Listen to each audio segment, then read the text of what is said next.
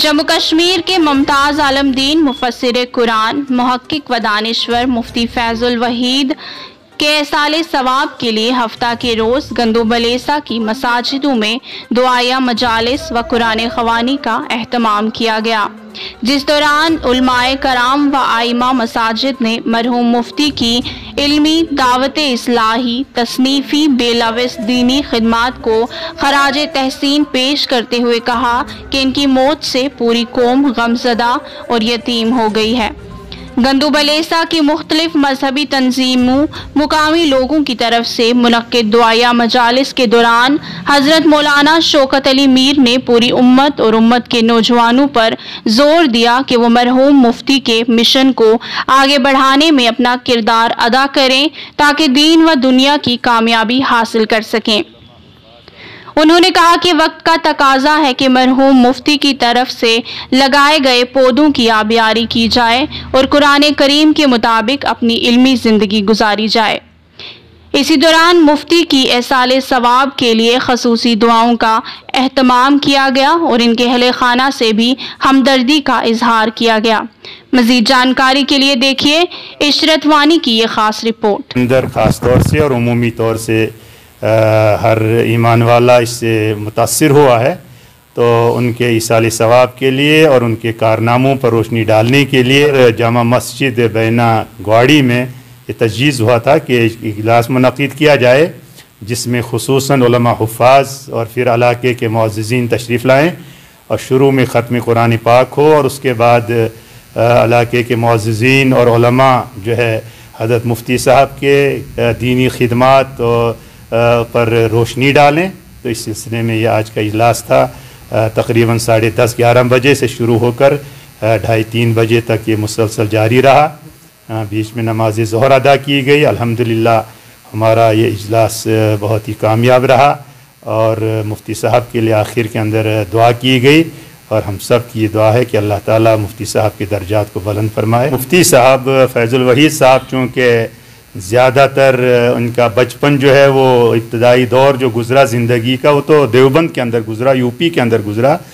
और उसके बाद जब ये अपनी तालीम से फ़ारिग होकर आए तो ये डायरेक्ट जम्मू ही आए और जम्मू में ही इनकी सिलेक्शन हो गई मदरसा जामिया मरकज़ुल मारिफ के अंदर। लेकिन असल में इनके जो पैदाइश हुई है वो राजौरी डिस्ट्रिक्ट के अंदर एक इलाका है दुदासंदवाला, वहाँ उनकी पैदाइश हुई है और उसके बाद उन्होंने इब्तदाई दीनी तालीम जो है अपनी कुर्ब जवारी के अंदर हासिल की। लेकिन उसके बाद जैसे आम तौर से तलबा बाहर यूपी के अंदर जाया करते थे तो वो भी हस्ब मामूल यूपी कई मदारिस के अंदर गए और वहाँ इस्लामी तालीमात को हासिल किया। बिलाखिर मशहूर क्या कहते हैं मारूफ दारुल उलूम देवबंद एशिया के अजीम इदारा है, वहाँ से उन्होंने फ़रागत हासिल की, आलमियत की और उसके बाद मुफ्ती कोर्स उन्होंने वहीं से किया और उसके बाद फिर आकर के मुसलसल आप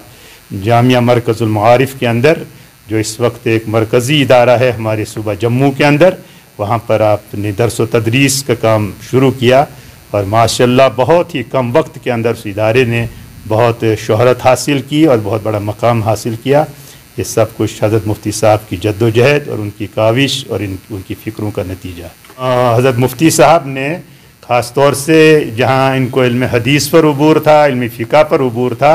वहाँ इन पर गलबा जो था वो तफसीर कुरान पर, फ़हम कुरान पर ज़्यादा था। वो इस वजह से फिर नुमायाँ हो गया जब हज़रत मुफ्ती साहब ने अपनी गोजरी जो उनका क्या कहते हैं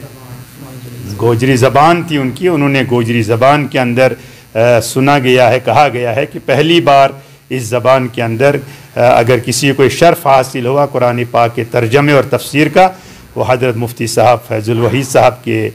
तरफ ये जाता है, ये सहरा उनकी तरफ जाता है कि उन्होंने ये बहुत बड़ी मेहनत और काविश के साथ कुरान पाक का गुजरी के अंदर तर्जमा किया।